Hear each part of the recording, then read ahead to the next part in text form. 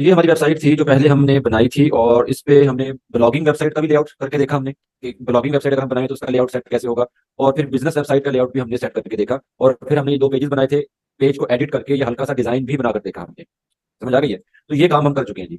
अब हमें एक और वेबसाइट चाहिए जहां पे हम डिजाइन बनाए। डिजाइन तो ये भी बनाए, लेकिन ये डिजाइन बना है वर्डप्रेस के जो बाय डिफॉल्ट एडिटर है, ब्लॉग एडिटर, उसके थ्रू बना। अब हमें जो डिजाइन बनाना है वेबसाइट का या पेजेस को डिजाइन करना है, वो करना है एलिमेंटर के साथ। एलिमेंटर भी एक पेज बिल्डर है, एक पेज एडिटर है, जो पेज को डिजाइन करने, वेबसाइट को डिजाइन करने के लिए यूज किया जाता है, डिजाइन बनाने के लिए, ठीक है ना। तो डिजाइन बनेगा किस पे? वो थीम पर ही बनेगा। डिजाइन बनता थीम पर ही है, लेकिन किसकी मदद से बनाएंगे? वो हमारे पास पेज बिल्डर होगा, एलिमेंटर। तो उसके लिए हम एक न्यू वेबसाइट का सेटअप कर लेते हैं जी। उसके लिए आप क्या करेंगे जी, आपको एक वर्डप्रेस फोल्डर चाहिए। अच्छा, अब देखें, ये वर्डप्रेस का जिप फॉर्म में फोल्डर है जो कि हमने पहले डाउनलोड किया था। अब अगर आपके पास ये जिप फोल्डर मौजूद है जो कि आपने डाउनलोड किया हुआ था पहले, तो आप इसी को एक्सट्रैक्ट कर लें दोबारा से। ठीक है, राइट क्लिक करें इस पे, और एक्सट्रैक्ट हेयर का या एक्सट्रैक्ट फाइल का ऑप्शन आ रहा है, इसके थ्रू आप एक्सट्रैक्ट कर लें इसको। और अगर आपके पास ये नहीं है, तो आप न्यू डाउनलोड कर लें, wordpress.org में जाएं और वहां से वर्डप्रेस को दोबारा डाउनलोड कर लें, और फिर वो आपके पास इस तरह से आ जाएगी, इसको एक्सट्रैक्ट करके और ले जाएंगे। अब मैंने कल ही ये एक्सट्रैक्ट किया था बैच 84 के लिए, और यहाँ से आप देखें ना कि ये मैंने अलग एक फोल्डर बना रखा है। अब इस फोल्डर को यहाँ पे जब मैं एक्सट्रैक्ट करता हूँ वर्डप्रेस को, तो ये फोल्डर बन जाता है। और यहाँ से जब भी मैं लेके जाता हूँ, आपने देखा होगा पहले भी हमने किया था कि मैं यहाँ से कॉपी करके लेके जाता हूँ, ठीक है ना। तो कॉपी करने से क्या होता है कि ये वाला फोल्डर अभी तक अनटच है, इस पे हमने कोई काम नहीं किया, ये वैसे ही मौजूद है वर्डप्रेस का। काम किस पे होता है? काम जो हम यहाँ पे रख लेते हैं जी, सी ड्राइव में, जेम सर्वर में, एच टी डॉक्स में। ये जो फोल्डर यहाँ पे रखे हुए हैं मैंने, इनके ऊपर काम हो गया। काम होने से मुराद जैसे कि ये बैच 82 का है, इस बैच 82 का फोल्डर जो है ना, ये अब यूज में है। किसके यूज में है? हमारी ये जो भी वेबसाइट मैंने देखी, ये वाली वेबसाइट, इसके ऊपर देखें बैच 82 लिखा हुआ है। तो जो वर्डप्रेस फोल्डर आप लोगों ने कन्फिगर कर लिए डेटाबेस के साथ, और उसके ऊपर आपका काम आपने किया, डिजाइन आपने बनाया, डिजाइन नहीं भी बनाया, आपने उसको कन्फिगर कर लिया डेटाबेस के साथ, तो वो वर्डप्रेस फोल्डर आप दोबारा यूज नहीं करेंगे। वो एक वेबसाइट की कन्फिगरेशन हो गई है, उस फोल्डर को आप छोड़ दें। समझ आ गई ना? आपको न्यू फोल्डर चाहिए। जैसे ये वाले फोल्डर जो है बैच 80 का, 81, 82, 83, 84, या बाकी ई लर्निंग वाली जो नाम से फोल्डर पड़े हुए हैं, ये तमाम फोल्डर्स कन्फिगर हो चुके हैं किसी न किसी डेटाबेस के साथ, और उन पे काम भी आप कह लेंगे थोड़ा बहुत हुआ, किसी न किसी पे ज्यादा हो गया। तो ये फोल्डर अब हम दोबारा से ऐसा नहीं कर सकते किसी को कॉपी करके इधर ही रख लें दोबारा और नेम चेंज कर दें, ऐसा नहीं होगा। हमें चाहिए एक बिल्कुल न्यू फोल्डर, एक फ्रेश फोल्डर जिसके ऊपर काम ना किया गया हो, ठीक है। तो वो जैसे कि अब चाहे तो आपके पास जिप फोल्डर मौजूद है वर्डप्रेस का, उसको आप अनजिप कर लें और अनजिप करके उसका नेम चेंज करके उसको ले जाएं, ठीक है। जिप फोल्डर आपके पास नहीं है तो आप वर्डप्रेस को डाउनलोड कर लें दोबारा से। खैर मेरे पास ये अभी मैंने जिप किया था, इसको अनजिप किया था और अनजिप करके जस्ट नेम चेंज किया मैंने, इसको यूज नहीं किया। तो इसको मैं यहाँ पे दोबारा से इसका नेम रख लेता हूँ जी। सेकंड वेब मैंने रख लिया जी, ठीक है। ये इसका मैंने नेम रखा और यहाँ से मैंने कॉपी किया। अब बार बार बता रहा हूँ, मैं इस बात पे कंफ्यूज नहीं होना कि सर ये फोल्डर कहाँ से आया और आपने यहाँ से उठा के फोल्डर को आप ले गए हैं। ये फोल्डर मैंने यहाँ से एक्सट्रैक्ट किया है, ये जो जिप फॉर्म में मेरे पास मौजूद है, ठीक है ना। बस मैंने इसका नेम चेंज किया और इसको यहाँ पे इसे कॉपी किया मैंने, और इसको सी ड्राइव में रखना है जी, एच टी डॉक्स के अंदर, जैसे आपने पहले रखा था अपनी वेबसाइट बनाने के लिए। समझ आ रही है? ये चीज क्लियर है? कोई इशू तो नहीं है इस चीज पे? अब मुझे पता है बाद में मेरा व्हाट्सएप ग्रुप में पूछ रहे होंगे, सर अच्छा हम फोल्डर वो वाला उठा लें, वहां से वहां फोल्डर रखा था हमने, वहां से कॉपी कर लें। ये काम ऐसे नहीं करना फिर आप लोग। होगी ना वही बात, सी ड्राइव का समझ क्यों नहीं आया? सी ड्राइव में जेम सर्वर इंस्टॉल है मेरा, जेम सर्वर में मैंने अपना वर्डप्रेस फोल्डर रखना है एच टी डॉक्स में। अब इसमें क्या मुश्किल चीज है? आपने जिस जगह भी अपना जैम सर्वर इंस्टॉल किया, चाहे वो सी ड्राइव है, डी ई एफ जी है, जो भी ड्राइव है, वो जिस जगह पे भी आपने जैम सर्वर इंस्टॉल किया हुआ है, तो भाई सिंपल, मैं अपने सी ड्राइव में आया हूँ, सी ड्राइव में जैम सर्वर का फोल्डर मैंने ओपन किया, उसमें एच टी डॉक्स का फोल्डर है, और यहाँ पे लाकर मैंने ये वर्डप्रेस का फोल्डर रख दिया किसी और नेम से। ये देख लें पहले वाले मौजूद है, कोई भी नेम सेम नहीं है, डिफरेंट नेम रखा है मैंने। जैम सर्वर वही रहेगा, जैम सर्वर आपने दोबारा इंस्टॉल नहीं करना, उसको नहीं छेड़ना आपने। सिर्फ दो काम करने हैं, सिंपल, जैम सर्वर वही है, सब कुछ वही है, कोई चीज चेंज नहीं होगी। सिर्फ दो काम है, पहला काम है वर्डप्रेस फोल्डर आपने न्यू रखना है एच डॉक्स में। अब वो न्यू फोल्डर वर्डप्रेस का कहाँ से आएगा? वो जो वर्डप्रेस आपने डाउनलोड की थी, वो वर्डप्रेस जिप फॉर्म में अगर आपके पास मौजूद है, उसी को दोबारा एक्सट्रैक्ट कर लें और वो फोल्डर बन जाएगा, उसको रीनेम करके आप ले जाएं। और अगर वो नहीं है तो फिर वर्डप्रेस को न्यू डाउनलोड कर लें wordpress.org से। तो दो काम है, पहला काम तो मैंने आपको बता दिया कि वर्डप्रेस फोल्डर आपने रखना है एच डॉक्स में। अब दूसरा काम ये है कि आपने एक न्यू डेटाबेस बनाना है, वेबसाइट न्यू बना रहे हैं तो डेटाबेस भी न्यू बनेगा। समझ आ रही ना? तो यहाँ पे आ जाए। डेटाबेस बनाने के लिए हम किस पे जाते थे जी, बताएं मुझे। डेटाबेस बनाने के लिए हम क्या करेंगे यहाँ पे? अगर डेटाबेस बनाना हो, डेटाबेस कहाँ पे हम बनाएंगे, किस तरह से बनाएंगे?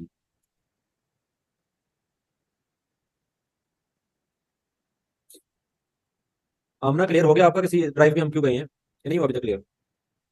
हाँ जी, हमने जाना जी पीएचपी माई एडमिन पे। पीएचपी माई एडमिन पे जाना है जी, पीएचपी। मेरा एच जो है वो काम नहीं कर रहा सही से।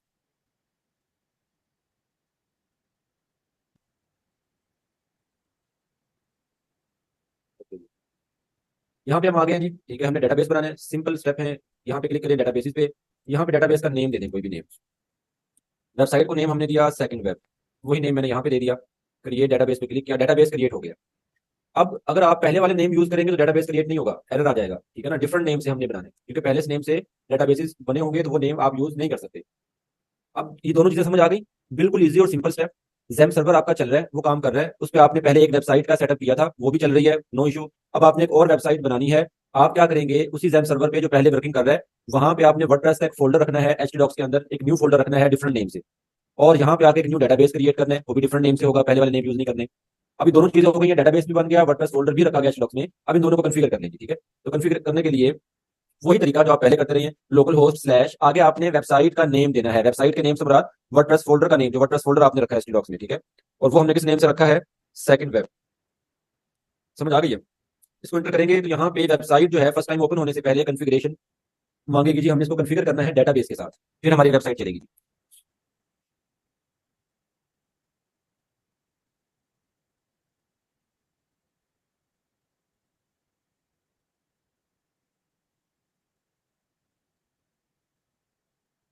लेकिन यहाँ से आपकी कॉन्फ़िगरेशन स्टार्ट होती है। अब जरा ना ध्यान से देखिएगा, वो स्टेप जहाँ पे सब आप आके मिस्टेक करते हैं और बाद में आपको समझ नहीं आ रही होती कि हमने गलती किस जगह पे की है, और फिर आप कह रहे होते हैं ग्रुप में कि सर ये वाला एरर जो है इसकी समझ नहीं आ रही रिकॉर्डिंग करते।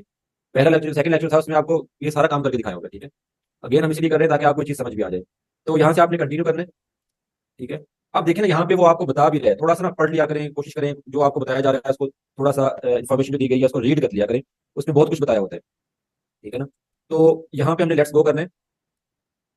अब यहाँ पे देखें, यहाँ पे आके आप लोग गलती करते हैं सबसे ज्यादा, और वो ये करते हैं कि डेटाबेस नेम यहाँ पे तो आप इंटर कर देते हैं, जैसे कि मैंने लिखा जी सेकंड वेब, लेकिन ये यूजर नेम और पासवर्ड देने में गलती करती है, और ये आप भूल जाते हैं। और मैं बार बार ये बात बताता हूँ कि जब डेटाबेस का नेम लिखा जा रहा है तो यूजर नेम भी डेटाबेस का ही होगा, ठीक है ना। समझ आ रही कि नहीं आ रही। ये इसने बाय डिफॉल्ट उठा लिया, इसको मैं खत्म कर रहा हूँ, ये वैसे इसने उठा लिया था खुद से। ये देखिए, इस तरह से आपके पास आएगी चीज, ठीक है ना। तो आपने क्या करना है, सबसे पहले डेटाबेस का नेम यहाँ पे देना है, और नीचे यूजर नेम किसका मांग रहा है, वो यहाँ पे पढ़ भी लें, उसने लिखा हुआ है कि ये डेटाबेस का यूजर नेम मांग रहा है, यो डेटाबेस यूजर नेम। और डेटाबेस का यूजर नेम है रूट, ROOT रूट। इस जगह पे आके जहां पे आप डेटाबेस का नेम इंटर कर रही हैं, जहां पे डेटाबेस की डिटेल दे रहे हैं, वहां पे सिर्फ डिटेल में डेटाबेस का नेम आपने लिखना है, यूजर नेम में आपने रूट लिखना है, ROOT रूट। इसके अलावा यहाँ पे कुछ भी नहीं करना, पासवर्ड बिल्कुल खाली रहने देंगे, बाकी चीजें छोड़ देंगे और सबमिट करेंगे आप, ठीक है। अब देखिए, मेरा तो कोई एरर नहीं आया, और आप लोग यहीं पे आके फंस जाते हैं, एरर आ गया जी। और अगर एक दफा आपने गलत इसको दे दिया, यूजर नेम पासवर्ड आपने रॉन्ग लगा दिया, और फिर आपको एरर आ गया, तो वो डेटाबेस जो है वो फिर एरर ही देता रहेगा, फिर आप उसको छोड़ के न्यू डेटाबेस बना लें और उसको यूज कर लें, वो आपके लिए ठीक रहेगा, ठीक है ना। यहाँ पे आगे जब इन्फॉर्मेशन नीडेड आ रहा है, तो यहाँ पे देखें वो क्या मांग रहा है, वो कह रहा है कि जी वेबसाइट की इन्फॉर्मेशन। यहाँ पे आपने वेबसाइट के एलिमेंट इन्फॉर्मेशन देनी है, टाइटल आगे किसका, साइट टाइटल। साइट टाइटल आप कुछ भी रख लेंगे, हमने सेकंड वेबसाइट रख गई, यूजर नेम। अब यहाँ पे आप यूजर नेम और पासवर्ड जो है वो अपनी मर्जी का लगा सकते हैं। समझ आ रही है। जो आप लगाना चाह रहे हैं यूजर नेम और पासवर्ड, वो आप अपनी मर्जी का लगा लें। यहाँ पे आप अपना यूजर नेम और पासवर्ड लगाएंगे, ये आपकी।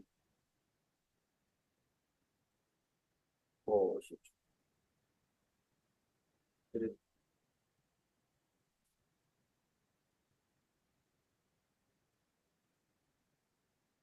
मैंने यहाँ पे एक जो है वेबसाइट का सेटअप किया था, उसका यूजर नेम और पासवर्ड मैंने यहाँ पे सेव नहीं किया अभी। खैर, रिकवर हो जाएगा उसको। अच्छा जी, इसको हमने किया है जी सेव, और अपलोड हो गया, ठीक है। ये हमारा यूजर नेम और पासवर्ड आ गया। इसके बाद हमारे यहाँ पे जीमेल आ गई। जीमेल आप जो चाहे मर्जी दे लें, एक ही जीमेल लगा लें सब में, नो इशू, ठीक है। हाँ जी, पासवर्ड भी बेशक अब मैंने एक ही सेव किया हुआ था, वही दिखा रहा था आपको जो खत्म हो गया था मुझसे, वही सब पे यूज कर रहा हूँ मैं। एक ही पासवर्ड लगा लें, बेशक एक ही यूजर नेम रख लें, एक ही जीमेल रख लें, अपनी ईमेल जो है, टाइटल भी बेशक सेम रख लें, क्योंकि ये आपकी अब वेबसाइट ही डिफरेंट है, ठीक है ना। वेबसाइट ही डिफरेंट है। मैं आपको भी दिखाता हूँ, दफा ये इंस्टॉलेशन कंप्लीट हो जाए। ये स्टेप हम पहले भी कर चुके हैं इंस्टॉलेशन के, अब फिर हमने दोबारा रिपीट किया इनको, ताकि आपको ये समझ आ जाए कि एक जैम सर्वर जो है उस पर आप मल्टीपल वेबसाइट्स के सेटअप कर सकते हैं। और मल्टीपल वेबसाइट्स के सेटअप करने का मतलब है कि आप मल्टीपल वेबसाइट्स की प्रैक्टिस कर सकते हैं, और जो प्रैक्टिस आपने करना है वो कंप्लीट वेबसाइट की करना है। जैसे यहाँ पे हमने किया था कि पहले हमने इस वेबसाइट को ब्लॉग वेबसाइट के एलिमेंट बना के देखा, फिर हमने इस वेबसाइट को बिजनेस वेबसाइट के लेआउट पे सेट करके हमने देखा इसको। तो ये तो जस्ट आपको समझाने के लिए था, आपको दिखाने के लिए कि हमने किस तरह से काम करना है, चीजें हम किस तरह से बना रहे होते हैं। लेकिन जब आप प्रैक्टिस करेंगे, अब आपको समझ आ गई कि एक जैम सर्वर पे मल्टीपल वेबसाइट सेटअप की जा सकती हैं, तो फिर आप हर वेबसाइट के लिए अलग उसको सेटअप करें। ब्लॉग वेबसाइट की प्रैक्टिस करनी है तो एक सेटअप करें अकेली ब्लॉग वेबसाइट का, उसका उसका जो कंप्लीट डिजाइन होगा, हेडर का, फुटर का, साइड बार का कंप्लीट डिजाइन, वो ब्लॉग रेलिवेंट ही हो, ठीक है। एक और न्यू वेबसाइट का सेटअप कर लें जिसपे आप कोई बिजनेस वेबसाइट डिजाइन करके देख लें। और बिजनेस वेबसाइट्स में भी बहुत से बिजनेस हैं, कोई एक बिजनेस सेलेक्ट कर लें, और जैसे कि ट्रैवल एजेंसी का ले लें, या आप कोई ले लें किसी मेडिकल उसका फार्मेसी का ले लें, ठीक है, या किसी इंस्टीट्यूट का ले लें, कोई भी बिजनेस वेबसाइट हो गई है, वो एक बिजनेस वेबसाइट का सेटअप करें, उसको कंप्लीट डिजाइन उसी के रेलिवेंट करें, उसका हेडर, फुटर, कंटेंट, उसका जो भी आप जो डाल रहे हैं, साइड बार उसका आपने बनाया, अगर नहीं बनाया तो बाकी जो भी आप काम कर रहे हैं वो सब चीज उसी के रेलिवेंट हो, उससे कोई हटके वहां पे कंटेंट ना हो। समझ आ रही है। ऐसे ही उसके बाद फिर एक और वेबसाइट का सेटअप बना लीजिएगा जो कि ई कॉमर्स स्टोर होगा। ठीक है, उसको फिर कंप्लीट डिजाइन जो है वो स्टोर एलिमेंट कीजिएगा, उस पर जो बैनर लगने हैं, उस पर आप जो अपना स्टाइल बना रहे हैं, डिजाइन वगैरह, ये वो सब कुछ प्रोडक्ट्स लगा के उस पर कंप्लीट एक स्टोर बना रहे हैं अपना। ठीक है, तो इसका फायदा क्या होगा? फायदा इसका ये होगा कि आपके पास 3 4 या 5 तरह की डिफरेंट वेबसाइट्स आ जाएंगी आपके पास, जो कि आपने कंप्लीट बनाई होंगी और उनके ऊपर हर चीज परफेक्ट वे में होगी, कंटेंट भी, हर चीज, डाटा भी, सब कुछ। तो आप उन वेबसाइट्स को फिर एज ए पोर्टफोलियो किसी को भी दिखा सकते हो कि देखिए जी, ये मेरा पोर्टफोलियो है, ये वेबसाइट्स मैंने बनाई।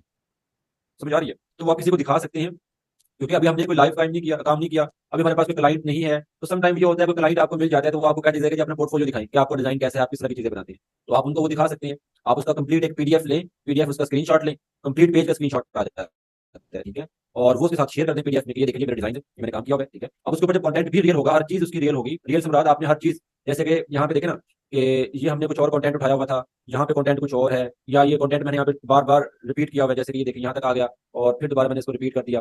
तो ये चीज नहीं, एक एक परफेक्ट वे में हर चीज आपने फिट की हो, तो फिर जब कोई देखेगा ना, कहेगा वाकई ऐसी वेबसाइट बनाई है। ठीक है, तो वो फिर आपको क्लाइंट डील करना आपके लिए इजी हो जाएगा। किसी भी सेकंड पर्सन को आप समझाना इजी हो जाएगा। क्लियर है? ये चीजें समझ आ गई है? डोमेन होस्टिंग डिस्कस नहीं कर रहा मैं, डोमेन होस्टिंग को छोड़ दिए, जब हम करेंगे तो बताऊंगा मैं। अब तक जो मैंने कहा ना वो उस पर अमल करें, उसका बताया मुझे, वो चीजें क्लियर है आपको नहीं? चलिए ठीक हो गया, शुक्र है। अच्छा जी, हमारी वेबसाइट का सेटअप हो गया जी, इसको भी यहाँ पे क्लोज करते हैं और इसे भी क्लोज करते हैं। अब देखिए, एक वेबसाइट यहाँ पे ओपन की हुई है मैंने बैच 82 के नेम से, और साथ ही जो मैंने अभी एक न्यू वेबसाइट सेटअप की है, किस नेम से की है जी? सेकंड वेब के नेम से, वो भी मैं आपको ओपन करके दिखा देता हूँ। क्योंकि ये डिफरेंट वेबसाइट है और ये डिफरेंट वेबसाइट है, तो एक टाइम में हम दोनों को ही ओपन कर सकते हैं और दोनों को ही एडिट कर सकते हैं। अलग अलग हो गई ना, वो अलग ये अलग, तो फिर जो मर्जी करेंगे, नो इशू। ये देखें जी, ये हमने एक वेबसाइट बनाई। अभी देखें, आपको याद होगा जब हमने ये वाली वेबसाइट बनाई थी और जब हमने इसको ओपन किया था फर्स्ट टाइम, तो उसका लेआउट डिफरेंट था और इसका लेआउट डिफरेंट आ रहा है। समझ आ रही ना क्यों डिफरेंट आ रहा है? क्योंकि जब हमने ये वाली वेबसाइट बनाई थी, फर्स्ट टाइम इसको ओपन किया, तब वर्डप्रेस की तरफ से जो उसके ऊपर थीम एक्टिव था, वो थीम था 2023 थीम था। ठीक है, और अब जो वर्डप्रेस की तरफ से थीम है वो है 2024। ठीक है, यानी कि वर्डप्रेस ने 2024 थीम जो है वो भी उन्होंने लाइव कर दिया, दे दिया जी।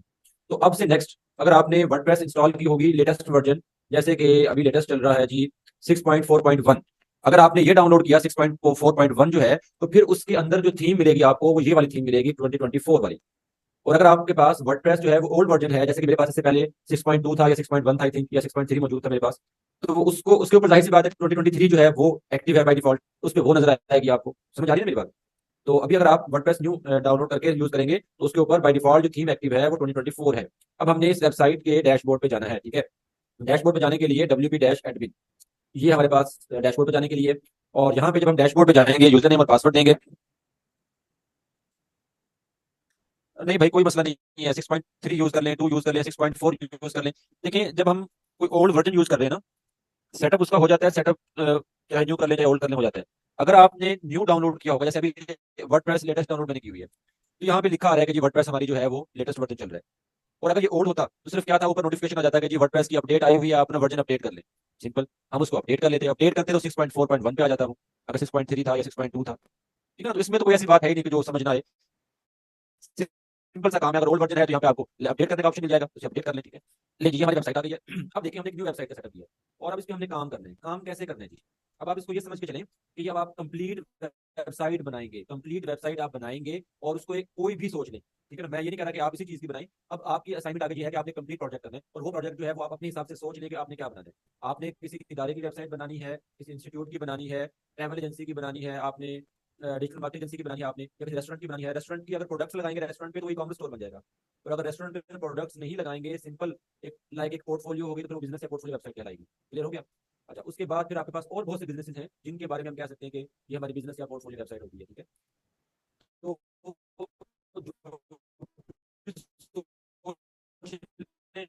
आपको और एक ऐसा बिजनेस ऐसे हो कि उसमें आप कहें जी इसमें तो 2 4 में बिजनेस है, ऑटो का वो दिखा दूं, रियल एस्टेट की भी दिखा दूं, हमारी रियल एस्टेट चलती है, मैं ये भी दिखा दूं कि जी बड़े भाई का क्लिनिक है वो भी इसी में आ जाए। ऐसा नहीं होता, एक बिजनेस की एक ही वेबसाइट होती है। ठीक है ना, कुछ बिजनेस की वेबसाइट बनानी है आपको, रियल एस्टेट की, तो रियल एस्टेट के लिए मैंने 2 3 4 ये पेजेस बनाने हैं और उन पेजेस पे ये कंटेंट मैंने डिजाइन करना है। उसके लिए आप कोई भी रेफरेंस वेबसाइट देख सकते हैं, गूगल पे जाए, इंटरनेट भरा हुआ है, कोई भी वेबसाइट जाकर सर्च कर लें। सिंपल इंटरनेट पे जाके आप यहाँ पे रियल एस्टेट लिख देंगे ना, तो आपके सामने सैकड़ों यहाँ पे वेबसाइट्स आ जाएंगी रियल एस्टेट के रिलेटेड। ठीक है, ये मैंने रियल एस्टेट लिखा और ये देखें जी, ये सारी वेबसाइट्स रियल एस्टेट की, कोई भी आप ओपन कर लीजिए। डिफरेंट कंपनीज हैं जो कि रियल एस्टेट पे काम कर रही हैं, तो देखें क्या क्या काम होल्डिंग वेबसाइट्स ओपन करेंगे आप। ठीक है, मेरी आवाज नहीं आ रही?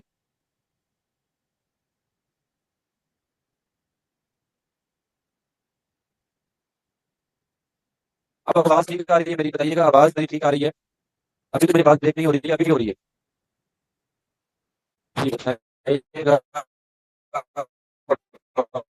आवाज हो रही है? क्लियर? मेरी आवाज क्लियर है? अभी नहीं हो रही है? अच्छा वेट अ मिनट, मैं इंटरनेट चेंज कर लूँ अपना, wait a minute, just wait a minute, मैं इंटरनेट चेंज कर लूँ अपना।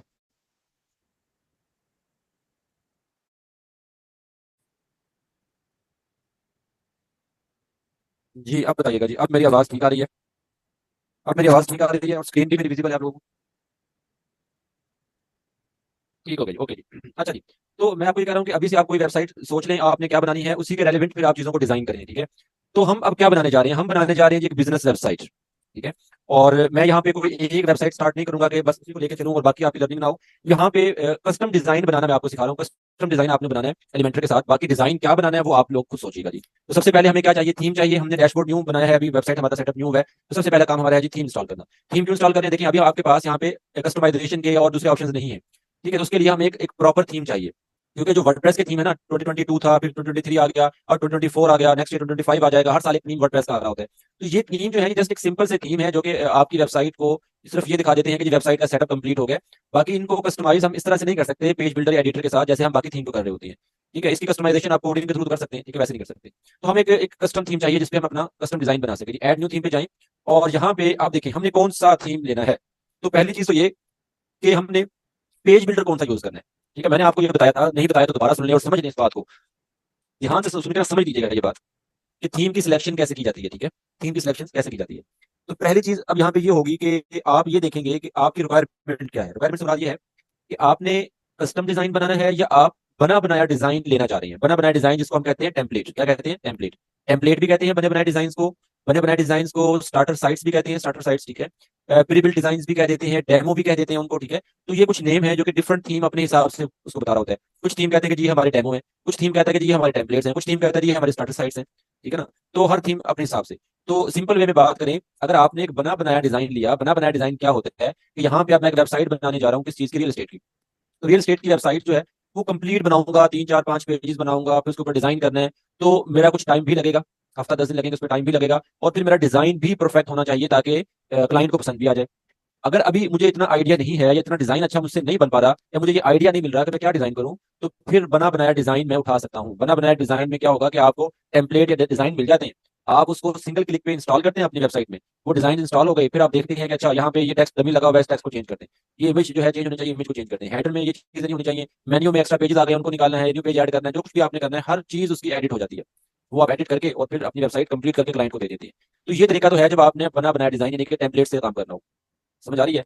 तो अगर आप टेम्पलेट्स के साथ काम करना चाह रही हैं तो फिर आप ये देखेंगे कि आपका जो मतलूबा टेम्पलेट है वो आपको किस थीम में मिल रहा है।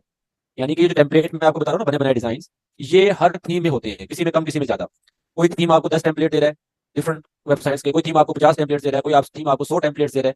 तो आपको देखना होता है कि मैं जिस चीज की वेबसाइट बना रहा हूँ उस चीज का टेम्पलेट मुझे किस थीम में मिलेगा। समझ आ रही है कि नहीं आ रही? ठीक है। दूसरा तरीका ये होता है कि टेम्पलेट नहीं बनाने हमने, हमने क्या करना है, कस्टम डिजाइन बनाना है। कस्टम डिजाइन से मुराद, जैसे ये पेज मैंने एडिट किया था हमारी पिछली वेबसाइट का, और इस पे इमेज कहाँ पे लगे, हेडिंग आए, फिर टेक्स्ट आए, फिर बटन आए, बटन की स्टाइलिंग क्या करनी है, ऊपर बैनर लगाना है, क्या करना है, ये सारा कस्टम डिजाइन है। और ये कस्टम डिजाइन आपको क्लाइंट भी दे सकता है, जैसे मैंने आपको दिखाया था यूआई वाला, कि क्लाइंट आपको डिजाइन बना के दे देता है कि जी ये डिजाइन बना बनाया है, इस डिजाइन को देख के मेरी वेबसाइट बना दे, इसको हम कहते हैं यूआई डिजाइन, ठीक है? User interface. या फिर कस्टम डिजाइन आप खुद भी बना सकते हैं। आप टेम्पलेट यूज नहीं करना चाह रहे, आप कहते हैं कि नहीं यार मैं खुद अपना डिजाइन आप बनाऊंगा, तो आप अपना कस्टम डिजाइन बना लें, ठीक है? अब मेरी बात ध्यान से सुनिएगा, दोनों चीजें आपको समझ आ गई, डिजाइन हम बना बनाया भी यूज कर सकते हैं और अपना कस्टम डिजाइन भी हम तैयार कर सकते हैं। अब आपके पास दो चीजें हैं कि अब आपने थीम सेलेक्ट कैसे करना है। अब थीम की सिलेक्शन आप समझ लें। अगर तो आप टेम्पलेट यूज करना चाह रहे हैं, टेम्पलेट में फिर आप देखेंगे कि वो टेम्पलेट आपको किस थीम में मिल रहा है, आप वो थीम यूज कर लेंगे। क्लियर हो गया? अगर आपने कस्टम डिजाइन बनाना है तो कस्टम डिजाइन किसके साथ बनेगा, पेज बिल्डर्स के साथ। जैसे कि हम एलिमेंटर यूज करने जा रहे हैं, एलिमेंटर के अलावा आपके पास डीवी है, डब्ल्यूपी बैकरी है आपके पास, और गटनबर्ग है आपके पास, ठीक है? और बहुत से हैं पेज बिल्डर्स जिनको हम यूज कर सकते हैं, ठीक है? तो अगर आपने पेज बिल्डर के साथ कस्टम डिजाइन बनाना है तो फिर आप देखेंगे कि जो पेज बिल्डर आप यूज कर रहे हैं उसके साथ कौन सा थीम जो है वो सही काम करेगा या परफेक्ट रहेगा। अब ये कहां से पता लगेगा कि किस थीम के साथ कौन सा पेज बिल्डर सही काम करता है। ठीक है। अब ये देखें जी, जैसे ये हमारे पास थीम डायरेक्टली आ गई। अभी हमने कौन सा थीम यूज किया हुआ है इस वेबसाइट पे, बताइए मुझे। इस वेबसाइट पे अभी हमने कौन सा थीम यूज किया हुआ है इस पे, ये जो हमारी पहली वाली वेबसाइट है, इसमें हमने कौन सा थीम यूज किया हुआ है, जल्दी से बताएं, टाइम बहुत कम है, टाइम हमारा पहले आप हो गया जी। Ocean WP. और अगर मैं जाता हूँ यहाँ पे थीम डायरेक्टरी में ओशन डब्ल्यूपी की डिटेल्स जाके चेक करता हूँ, तो ओशन डब्ल्यूपी की डिटेल्स में वो बता रहा है कि जी ये थीम जो है ओशन डब्ल्यूपी, ये किसके साथ काम करता है मोस्टली। वो कह रहा है जी एलिमेंटर के साथ अच्छा काम करता है, बीवियर के साथ करता है, ब्रीजी के साथ, वीडियो कंपोजर के साथ, डीवी और साइट ओरिजिन, इनके साथ ही काम अच्छा करता है। तो इसका मतलब ये है कि इस थीम के ऊपर मैं एलिमेंटर को यूज कर सकता हूँ, एलिमेंटर के साथ इस पे मैं काम कर सकता हूँ। समझ आ गई आपको। ऐसे ही अब आप थीम डायरेक्टरी में घूम रहे हैं, सॉरी, ये अब आपके पास थीम डायरेक्टरी है, यहाँ पे कोई हजारों की थीम मौजूद है। अब आपको कोई भी थीम पसंद आ गया और आप कहते हैं कि यार ये थीम जो है ना इस पे काम करना है मैंने, तो पहले चेक करें कि वो थीम उस पेज बिल्डर के साथ काम करता है या नहीं करता, जो पेज बिल्डर आप यूज करना चाह रहे हैं। आप पेज बिल्डर चाह रहे हैं एलिमेंटर, कि मैंने एलिमेंटर से वेबसाइट का कस्टम डिजाइन बनाना है, तो फिर आगे देखें कि वो थीम जो है वो एलिमेंटर के साथ काम करता भी है या नहीं करता। ठीक है, उसको रीड करके आप देख लीजिए। समझ आ रही है। रीड करेंगे तो आपको समझ आ जाएगी कि ये किसके साथ काम कर रहा है, किसके साथ नहीं करता। ठीक है, क्लियर हो रहा है आपको, चीजें समझ आ रही है मैं क्या बता रहा हूँ। सिंपल और इजी बात है, मैं दोबारा रिपीट कर देता हूँ। ठीक है, देखें, दो ही चीजें ना, या तो आपने कस्टम डिजाइन बनाना है या आपने बना बनाया टेम्पलेट यूज करना है। कस्टम डिजाइन बनाना है तो फिर तो आपको कोई एक पेज बिल्डर सेलेक्ट करना होगा। जैसे हमने सेलेक्ट किया एलिमेंटर, तो फिर आप देखेंगे कि एलिमेंटर के साथ कौन सा थीम काम करेगा, वो थीम ले लें। अगर मैं अपने तौर पे बताऊं एलिमेंटर के साथ कौन सा थीम बेहतर रहेगा, तो उसमें एक तो हेलो एलिमेंटर है, परफेक्ट थीम है एलिमेंटर के साथ काम करने के लिए। एस्ट्रा थीम है, ये भी बेस्ट है। उसके बाद ये कैडेंस आ गई। ये तीन थीम मोस्टली मैं यूज करता हूँ एलिमेंटर के साथ जब मैंने काम करना हो। क्यों? क्योंकि इन थीम के ऊपर ब्लैंक थीम है, बिल्कुल साफ थीम है, और इनके ऊपर मैं कस्टम डिजाइन अपना इजीली बना लेता हूँ जैसा बनाना चाहूँ। ठीक है। और अगर मैंने कस्टम डिजाइन नहीं बनाना, थीम एलिमेंटर मैंने मतलब हट के कस्टम डिजाइन से हट के मैंने टेम्पलेट उठाना है, तो फिर मैं जाके सर्च करूंगा कि मुझे किस थीम में टेम्पलेट मिल रही है। जैसे अगर मैं एस्ट्रा की बात करूँ तो एस्ट्रा के बहुत से टेम्पलेट्स हैं। आप सिंपल आए और यहाँ पे आके एस्ट्रा को सर्च कर लीजिए आप।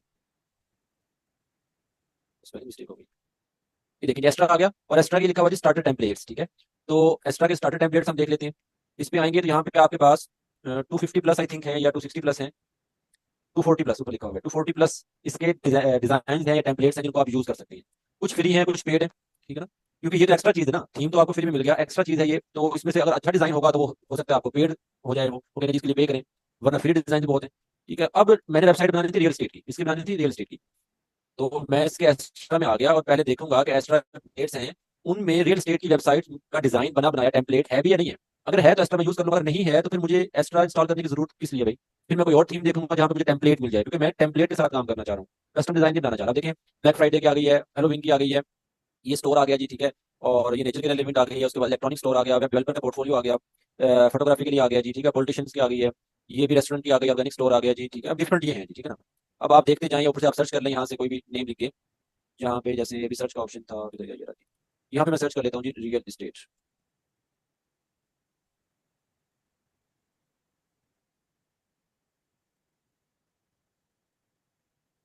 हाँ जी, शाहजी आलम उर्दू ब्लॉग पोस्ट वेबसाइट भी बन जाती है। उर्दू ब्लॉग पोस्ट जो है ना, या ब्लॉग वेबसाइट जो है, उसके थीम फ्री नहीं है। वो दो चार लोगों ने काम किया पाकिस्तान में, उनको मतलब उर्दू ब्लॉग टेम्पलेट वगैरह थीम बनाने के लिए। वैसे तो कोई भी थीम लेना आप, उस थीम पे हम लैंग्वेज चेंज कर सकते हैं, इसे हम कहते हैं RTL। ठीक है ना, सॉरी RTL नहीं, LTR। उर्दू जो है वो RTL है, उर्दू RTL है, सॉरी, राइट टू लेफ्ट या लेफ्ट टू राइट। ठीक है ना, इंग्लिश जो होती है वो लेफ्ट टू राइट होती है LTR, और उर्दू जो है वो RTL है। तो RTL का ऑप्शन आपको मिल जाएगा, मोस्टली थीम जो है वो RTL है, जहाँ पे आप अपनी लैंग्वेज चेंज कर सकते हैं। लेकिन लैंग्वेज चेंज करके भी वो डिजाइन समटाइम उस तरह से नहीं बन पा रहा, तो जैसे बनाना चाहे तो उसके लिए हमें कस्टम काम करना पड़ता है। तो उसके लिए कुछ थीम भी अलग से उर्दू के बने हुए हैं, जिनमें तो एक मियां शहजाद हैं, उनका बहुत अच्छा, मतलब यूट्यूब पे भी है, उनके बहुत से ट्यूटोरियल्स हैं, एक उन्होंने थीम बनाया हुआ है, लेकिन वो पेड है। ठीक है, एक आध और भी है, वो भी पेड है, दो तीन है, मोस्टली पेड है। पेड थीम अगर लेना चाहिए तो वो ले लें, वरना फिर अपना कस्टम काम कर लें। कस्टम काम में आपको खुद से डिजाइन करना पड़ जाता है सब चीजें। अब देखिए ये रियल स्टेट की आ गई है, ये आ गई जी, ये पेड है, जिस पे ये आपको निशान नजर आ रहा है, ये भी रियल स्टेट की है, ये भी रियल स्टेट की है, नहीं सॉरी कंस्ट्रक्शन कंपनी आ गई है, कंस्ट्रक्शन की आ गई, तो ये डिफरेंस आ गई है जी। समझ आ रही है। अब इसका मतलब एक्स्ट्रा थीम में मुझे रियल स्टेट का टेम्पलेट मिल रहा है, मैं इसको लाइव प्रीव्यू भी कर सकता हूँ। लाइव प्रीव्यू करूंगा तो यहाँ पे वो दिखा देगा जी टेम्पलेट इस तरह का है, अगर आपने यूज करना है तो कर लें। ठीक है, तो अगर मुझे टेम्पलेट मिल गया और ये टेम्पलेट मेरे लिए ठीक है, तो फिर मैं इस थीम को इंस्टॉल कर लूंगा। समझ आई ना, देखना ये टेम्पलेट है और बिल्कुल फिट टेम्पलेट है, अभी complete design same as it ऐसे ही आएगा, तो मैं इसको इंपोर्ट करूंगा। समझ आ रही है। तो भाई अगर ये डिजाइन मेरी जरूरत को पूरा कर रहा है, ठीक है, तो फिर इसी टेम्पलेट की थीम कौन सी थी, एस्ट्रा थीम है, तो हम एस्ट्रा थीम को इंस्टॉल कर लेंगे। समझ आ गई है। और अगर मैंने कस्टम डिजाइन बनाना है, टेम्पलेट यूज नहीं करना, तो फिर मैं देखूंगा कि पेज बिल्डर मेरा कौन सा है। अगर मेरा पेज बिल्डर डीवी है तो उस हिसाब से उसकी डीवी थीम लूंगा। मेरा पेज डब्ल्यू बैटरी है तो डब्ल्यू बैटरी के साथ कौन सी थीम परफेक्ट काम कर रही है मैं वो लूंगा, ठीक है, इस तरह से। अभी हमने काम करना है एलिमेंटर के साथ और हमने बनाना है कस्टम डिजाइन। समझ आ रही है। टेम्पलेट अभी हम यूज नहीं कर रहे हैं, हम बना रहे हैं कस्टम डिजाइन। तो कस्टम डिजाइन बनाने के लिए मैंने कौन सा पेज बिल्डर सेलेक्ट किया, एलिमेंटर। तो एलिमेंटर के लिए भी मैंने आपको बताया था तीन थीम, हेलो एलिमेंटर, एस्ट्रा और कैडेंस, ये अच्छा काम करते हैं। अब इनमें से कोई भी यूज कर लें, ओशन डब्ल्यूपी भी हम कर सकते हैं, लेकिन हम पहले इस्तेमाल कर चुके हैं, हम थीम कोई और यूज करते हैं जी। हम एस्ट्रा थीम इंस्टॉल कर लेते हैं जी। तो पहला स्टेप है, डैशबोर्ड बन गया। सबसे पहले थीम की सिलेक्शन है वो आपको मैंने समझा दिया, आप थीम सेलेक्ट करें और थीम को इंस्टॉल करें। आपका थीम जैसे ही इंस्टॉल होगा तो फिर आप पेज बिल्डर इंस्टॉल कर लें, ठीक है। अभी आपने थीम इंस्टॉल किया तो आपके पास वो जो थीम के ऑप्शंस होते हैं वो आ जाएंगे, सब कुछ आ जाएगा, ठीक है। लेकिन पेज को डिजाइन करने के लिए, पेज को एडिट करने के लिए हम जो है वो बाय डिफॉल्ट तरीका यूज नहीं करेंगे, यानी कि ये वाला जो ब्लॉग एडिटर के साथ काम होता है ये नहीं करेंगे। उसके लिए हम क्या करेंगे, एलिमेंटर इंस्टॉल करेंगे जी। तो जैसे ही थीम इंस्टॉल होता है उसके बाद हम एलिमेंटर इंस्टॉल कर लेते हैं जी। एलिमेंटर इंस्टॉल होगा तो उसके बाद फिर हम पेजेस को डिजाइन करना सीखेंगे एलिमेंटर के साथ, कि वो डिजाइन कैसे होते हैं जी।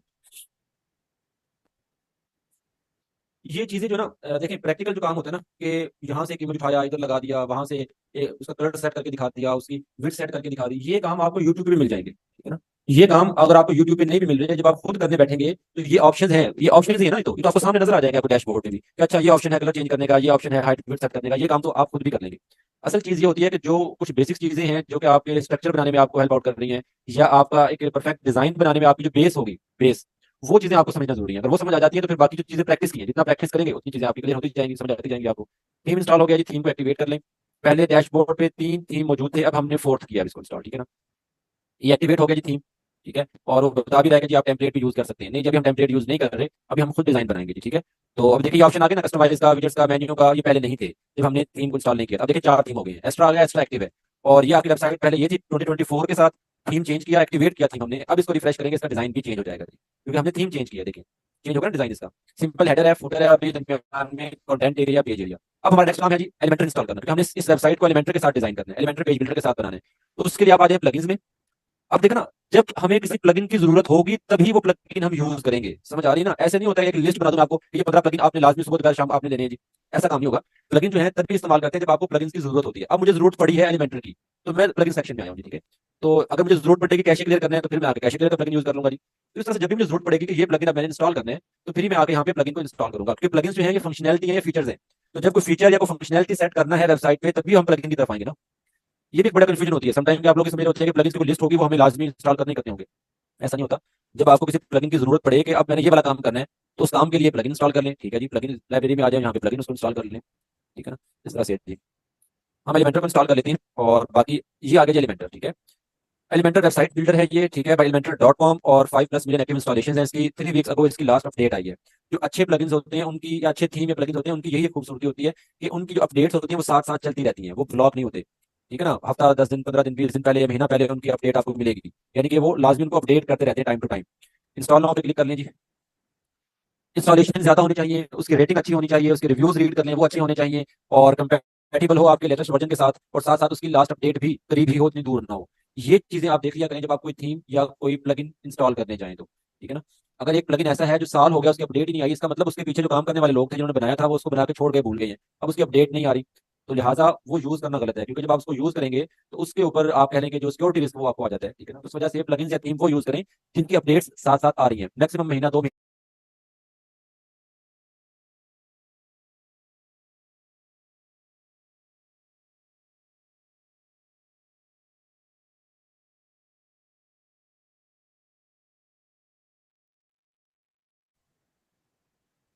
मैं मैडम मुझे होस्ट बनाइएगा काइंडली। सिर्फ 2 मिनट रह गए हैं टाइम हमारा से, आप हो गया क्लास का, बस हम सिर्फ इस क्लास को कंप्लीट कर लेंगे।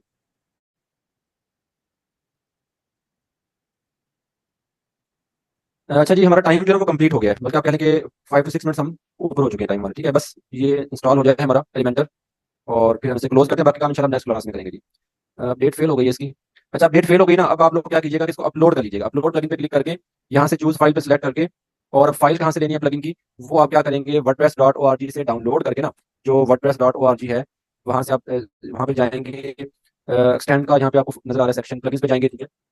अगर वहां से डाउनलोड नहीं होता, वहां पे सॉरी इंस्टॉलेशन नहीं होती, वहां पे फेल आ जाता है, जैसे यहाँ पे फेल आ गया था, ये देखें अपडेट फेल का। तो फिर आप यहाँ से डाउनलोड करके और सर्च कर लेंगे एलिमेंटर। यहाँ से आप डाउनलोड करेंगे, डाउनलोड करके फिर आप क्या करेंगे, वहाँ पे अपलोड कर लेंगे, समझ आ गई ना, अपलोड कर लीजिएगा। ये आ गया, इसको क्लिक करें, डाउनलोड का ऑप्शन आ जाएगा और फिर डाउनलोड करके अपलोड कर लीजिएगा। ठीक है, यहाँ पे अपलोड करेंगे, इंस्टॉल करेंगे, उसको फिर एक्टिवेट कर लीजिएगा जी। समझ आ गई है? चलिए जी, ये कीजिएगा लाजमी, और अगर ना हो फिर मुझे बताइएगा। ठीक है, बाकी काम इंशाल्लाह हम नेक्स्ट क्लास में करेंगे जी। तो ये टाइम हमारा काफी आज ऊपर हो गया है। अल्लाह हाफिज़।